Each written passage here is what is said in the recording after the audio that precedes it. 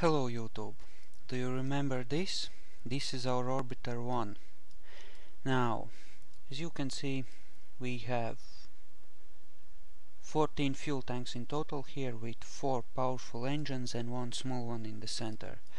Now, I've actually made an Orbiter 2 and I think you're gonna like this one. Okay? Now this is slightly different. It has one less fuel tank in total and only uses small, weak engines. And despite that, it can still get into orbit and come back down again, which I will show you in a second.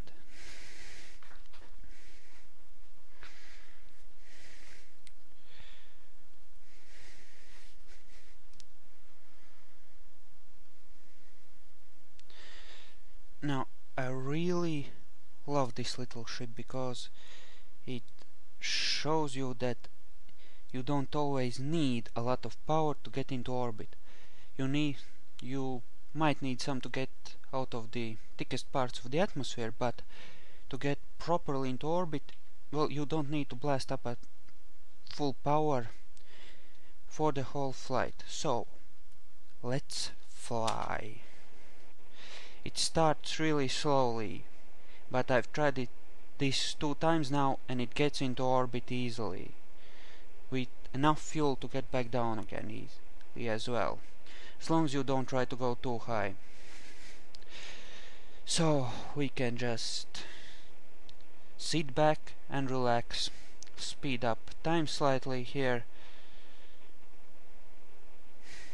It might not look like much, but it will get us there, which is really kinda cool, and I thought it's something I should share with you, since usually rockets in Kerbal Space Program tend to have a lot of, well, yeah, they tend to aim towards more power, more boosters, more whatever, whereas this minimalistic approach can be quite effective too, especially if, which I will try later on, we add some solid rocket boosters to the bottom here or something like that. Now we are starting to pick up some real speed and we'll be out of the thickest part of the atmosphere in a little while. We'll be in orbit at around 10 minutes in mission time. Right here. It's at 3 minutes now. At about 4 we're gonna start our turn. Well, maybe a little sooner. Okay, now let's turn a little bit already and then turn some more. Whoa, it wobbles a bit, but that's not a big problem here. It's gonna be fine. And we're heading up nicely. Let's turn a little more, and that should be enough for a while. Now this first stage is about spent. We get rid of that, and our apoapsis is already at 70,000 meters, which means we can turn a lot more now. Yes, actually, let's turn towards the horizon and burn for our orbit.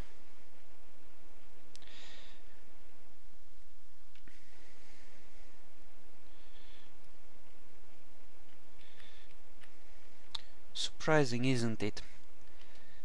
How powerful such a seemingly weak craft can be.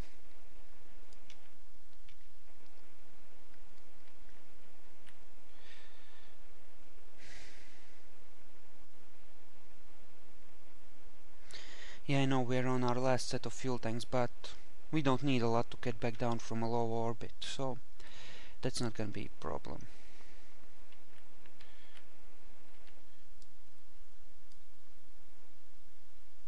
Am I actually gonna screw this up? Hope not.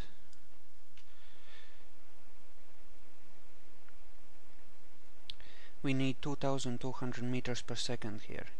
Then we're in orbit. And we're getting there. As you can see, we will get there pretty easily. Almost. Yeah, there's a single fuel tank here so that I could add a second stage there. And that's it. We're in orbit. Just like that.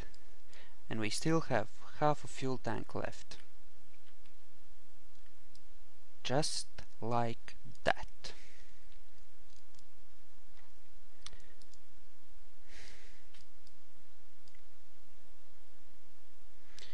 Now we're going to wait.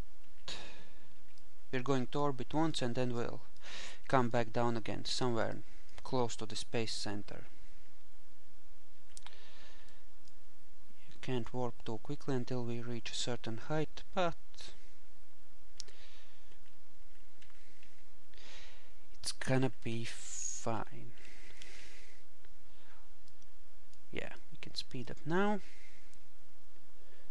I know I have a lot of garbage in orbit, but it should come down eventually. It's really a lot of it. But that happens. Space programs leave garbage in orbit. Can't do anything about that. And where time slows down again because we're below 120 kilometers. Yeah, I think we'll slow down at the periapsis and come down in the ocean somewhere here. Shouldn't be a problem.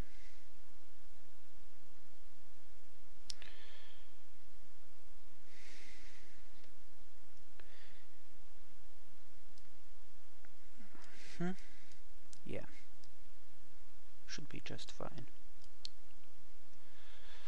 Okay.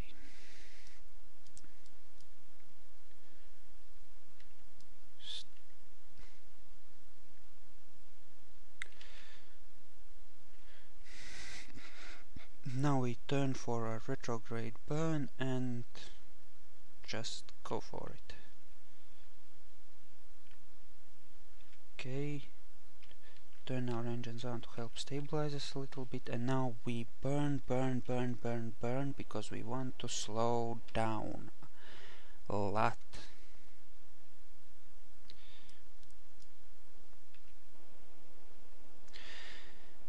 As you can see, the fuel is being spent very slowly because these engines use very little fuel.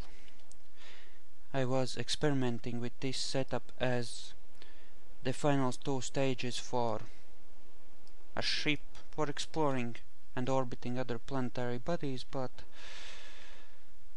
I thought I would share this awesome little discovery with you first, before continuing my experiments.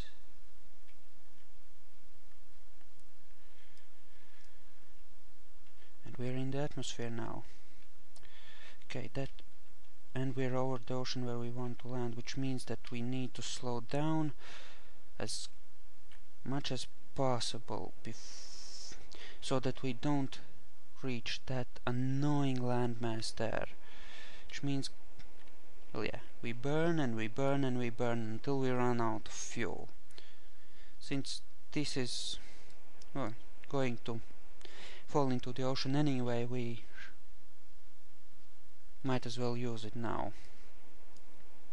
And we still have plenty of fuel.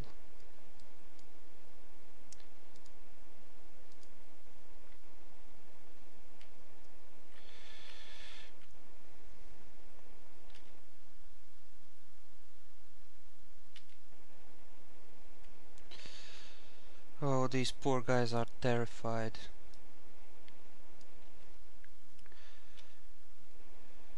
Not really hero material, are they?